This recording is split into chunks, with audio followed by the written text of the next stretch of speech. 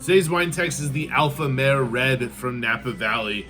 We've done another wine from them, from the Red Mare Wines, but this is one of their flagship wines and what they consider a blend. Now, I wouldn't really consider it a blend since it's 89% Cabernet Sauvignon and only 11% Malbec, but they like to consider it that way, and I think it's going to drink that way, a little bit softer than their 100% Cabernet Sauvignon. This is easily, again, like their other wines, some of the most premium wines we've done on WineText so far. These wines easily sell for that $150+ mark, and when you taste them, you're really going to get that lift of flavor, complexities, and especially in structure.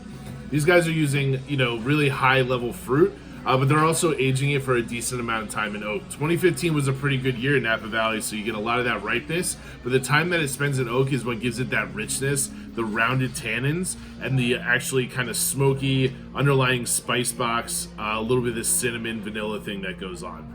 These wines easily in their youth need time to open up, so definitely decant them, but are kind of in the addition of kind of those wine cellar wines. I think this will easily last 10, 15, even 20 years in the cellar.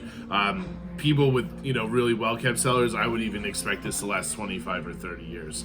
Special occasion wine. A lot of our people who are telling us that are buying wines are definitely have a corner up in their little wine fridge that are wines to save for later. This is where you're going to want to put that wine. For major collectors, this is an easy case buy, and I think this is something you can enjoy over the next 15, 20 years and really revisit it over time. Really good stuff, super delicious.